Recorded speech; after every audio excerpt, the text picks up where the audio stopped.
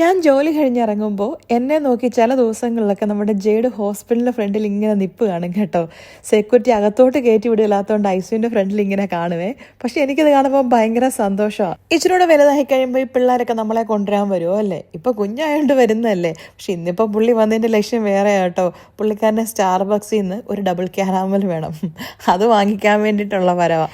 എന്നാലും എപ്പോഴൊന്നും പുള്ളിക്ക് വേണ്ട കേട്ടോ. വല്ലപ്പോഴും ഒക്കെ ഇങ്ങനെ ചോദിക്കും. ചിലപ്പോൾ നമ്മൾ ചോദിച്ചാലും പറയും വേണ്ടാന്ന്.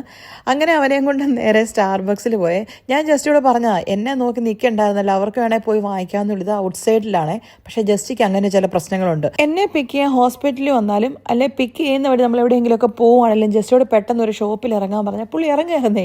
എന്നാന്ന് എനിക്കറിയത്തില്ല, ജസ്റ്റ് പറഞ്ഞാൽ ജസ്റ്റ് ഡ്രസ്സ് കൊള്ളത്തില്ലെന്നൊക്കെയാണ്. ശരിക്കും പറഞ്ഞാൽ നല്ല ഡ്രസ്സായിരിക്കും, എന്നെക്കാളും നല്ല ഡ്രസ്സായിരിക്കും ഇട്ടേക്കുന്നത്.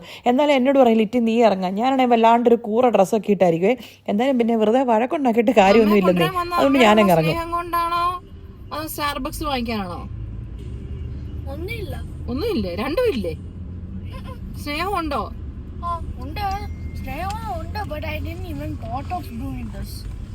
ഓഹോ, ആണോ അപ്പ? സ്നേഹമുണ്ട്. പിന്നെ എന്നാ വിശേഷം പറ. സുഖമായിരുന്നോ? സുഖമൊക്കെ ഉണ്ട്. വീട്ടിൽ എന്നോടൊക്കെ വരുന്നു. Just playing games, that's it. പഠിച്ചില്ലേ? Let me guess what you were doing. Appa told me to study in the evening.